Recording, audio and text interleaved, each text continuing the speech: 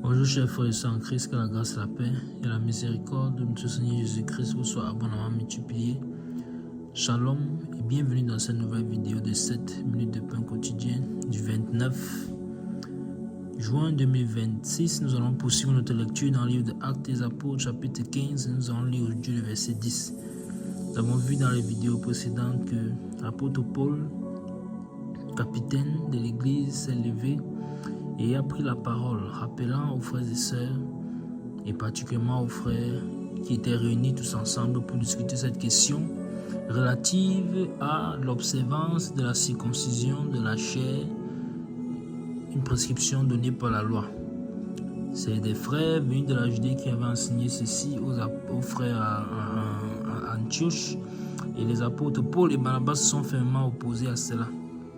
Alors, les apôtres sont montés avec eux à Jérusalem pour voir les anciens, pour voir les apôtres du Seigneur et exposer cette situation. C'est donc dans ces circonstances que l'apôtre Pierre a pris la parole, leur faisant comprendre que Dieu l'a établi pour annoncer par sa bouche la bonne nouvelle de l'évangile aux païens. Et il leur a rappelé que Dieu n'a fait aucune différence entre eux, c'est-à-dire eux les Juifs, et les païens, en leur accordant le même Saint-Esprit. En accordant le Saint-Esprit, le Seigneur a montré par là qu'il ne fait aucune différence. Car c'est bien lui, c'est bien le Saint-Esprit que le Seigneur avait promis aux apôtres, qui viendrait et qu'il est avantageux pour les apôtres que le Seigneur s'en aille, pour que le Consolateur, pour que le Saint-Esprit puisse venir. Et si donc, c'était de cela qu'il s'agissait, c'est-à-dire que tout le ministère de Christ était pour que l'homme soit réconcilié, qu'après, donc, quiconque croit en lui reçoive dans le Saint-Esprit et hérite ainsi de la vie éternelle. Alors, si ce Saint-Esprit a également été donné aux païens, cela signifie donc que Dieu ne fait point exception de personne, il n'a fait aucune différence. C'est ce que l'apôtre leur a rappelé.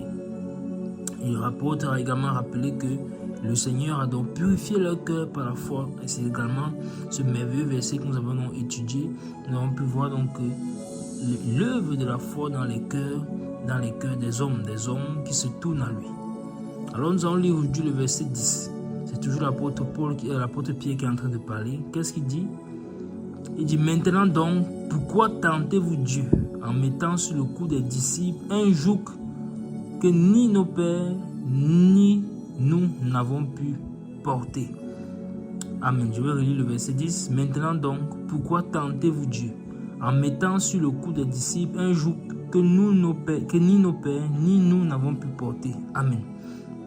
Donc, l'apôtre Pierre est en train de dire ici aux frères, à ces frères-là qui veulent ramener les bien-aimés dans la loi de Moïse. Et souvenez-vous que quand ils sont arrivés à Jérusalem, non seulement eux, ils ont dit qu'il fallait observer la circoncision pour hériter le royaume de Dieu. En plus de cela, d'anciens pharisiens, eux, qu'est-ce qu'ils ont dit? Ils sont allés encore plus loin, disant qu'il faut absolument observer toute la loi de Moïse pour être sauvé. Voyons que l'autorité apostolique a besoin de s'exprimer ici. Il faut donc que l'apôtre Pierre puisse parler. Il a pris la parole et dit: ce que vous faites, comment est-ce qu'il a défini? Vous êtes en train de mettre un joug sur les bien-aimés. Vous êtes en train de mettre un joug sur le cou des disciples. Et le Seigneur a bien prévenu: malheur à celui-là. Il est nécessaire que les scandales arrivent, mais malheur à celui par qui le scandale arrive. Malheur à celui par qui le scandale arrive. Il ne faut pas accrocher une charge sur le cou de quelqu'un. Comment va-t-il marcher? Ne va-t-il pas se noyer ainsi? Alors c'est une charge. Et l'apôtre Pierre va plus loin. Il dit que cette charge-là, ce joug, ni leur père, ni eux-mêmes n'ont pu le porter. Qu'est-ce qu'il est en train de révéler ici? Il est en train de révéler justement l'impuissance de la loi. Il est en train de révéler que leur père, même en leur enseignant la loi, n'ont pas pu eux-mêmes observer tout ce qui était écrit dans la loi. Tout ce qui était écrit dans la loi, ils n'ont pas pu observer. Ils n'ont pas pu observer, ils n'ont pas pu respecter les ordonnances de la loi, dans laquelle ces anciens pharisiens veulent encore plonger les bien-aimés. Ils n'ont pas pu. Alors il dit: nos pères n'ont pas pu les observer. Et il révèle encore l'autre secret. Il dit: nous-mêmes n'avons pas pu les observer. Alors, si nos pères n'ont pas pu, alors est-ce que nous en serions exempts? Non. Alors leur père leur enseignait la loi de Moïse, mais eux-mêmes, ils ne respectaient pas. Eux-mêmes, ils ne respectaient pas. Le Seigneur n'a-t-il pas pris un exemple, reprenant les pharisiens, quand ils l'ont repris parce qu'il a opéré un miracle le jour du sabbat? Qu'est-ce qu'il leur a dit? Que lequel parmi vous, si sa brebis ne tombe dans un puits, le jour du sabbat ne va aller la retirer. Tout simplement parce qu'il avait guéri cette femme qui était malade, qui était là au temple aussi depuis 18 ans. Malade depuis 18 ans. Alors, qu'est-ce que nous voyons? Nous voyons que la loi n'a plus aucun effet. Eux-mêmes n'arrivaient pas à respecter ces lois. Pourtant, ils allaient par exemple donc abreuver leurs brebis et ainsi de suite le jour du sabbat. Donc ils ne respectaient pas. Et l'apôtre Pierre déclare qu'eux-mêmes, ils ne respectaient pas. Ils ne pouvaient pas. Ça montre bien l'impuissance de la loi. Et l'apôtre Paul va développer cela de façon plus claire dans le livre de Romains.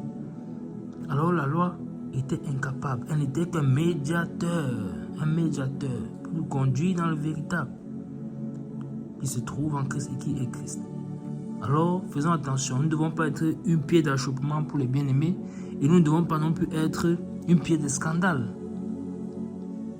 Voilà, nous ne devons pas être une occasion de chute pour les bien-aimés. En mettant un joug sur le cou des bien-aimés, qu'est-ce que ça signifie? Ça signifie que on est en train de les pousser à aller vers la faute, on est en train de les pousser à chuter, à tomber. À tomber. Car ce jour-là, ils ne pourront pas le porter. Et alors, ça amène la condamnation. C'est la prochaine étape. La condamnation. La culpabilité. L'ennemi sera là maintenant derrière pour amener avec la culpabilité. Alors, faisons attention. C'est pour la liberté que Christ nous a affranchis. Je parlais tout à l'heure du livre de Romains. C'est pour la liberté que Christ nous a affranchis. Ça ne veut pas dire que nous devons vivre selon le train de vie de ce monde, mais nous devons vivre comme nous voulons parce que nous sommes sous la liberté. Non. Mais nous ne sommes plus sous un joug.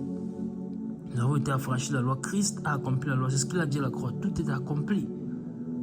Tout est accompli. Donc, il suffit simplement que nous prenions dans le repos, que nous entrions dans son repos, car lui, il a déjà tout accompli. Alors, je t'invite, toi qui es là et qui écoute cette vidéo, est-ce que tu es déjà entré dans le repos de Christ? Est-ce que tu as déjà donné ta vie au Seigneur? Que tardes-tu? Que tardes-tu? Il y a un jugement qui arrive sur la terre. Alors, ne tarde plus. N'endurcis pas ton cœur. Viens au Seigneur Jésus-Christ. Accepte-le comme Seigneur et Sauveur. Donne-lui ton cœur. Répands-toi de ta vie passée. Car tu l'as mené sans lui jusqu'ici. Et maintenant, reconnais qu'il est le Fils de Dieu. Qu'il est venu sur la terre mourir afin que quiconque croit en lui ne périsse point mais ait la vie éternelle. Et si tu crois donc en lui, il t'accordera son esprit pour que tu ne périsses point. Et ensuite, entre dans les eaux du baptême. Les eaux du baptême te permettront de t'identifier à sa mort. Et en sautant des eaux, tu t'identifieras également à sa résurrection. Cela te permettra de marcher en nouveauté de vie, selon l'homme nouveau. Alors, voilà ce que l'apôtre Pierre a dit à ces personnes. Il va certainement continuer dans son discours, puisqu'il a posé une question rhétorique. Pourquoi est-ce que vous voulez mettre un joug sur le cou des bien-aimés? Nous allons voir par la suite, par la grâce de Dieu, qu'est-ce qu'il va déclarer et si ces hommes, ou bien si ces hommes répondent à cette question qui a été posée. Nous arrêtons là pour aujourd'hui. C'était tout pour les 7 minutes de pain quotidien de ce jour. Que la grâce, la paix et la miséricorde de notre Seigneur Jésus-Christ vous soit abondamment multipliée. Shalom.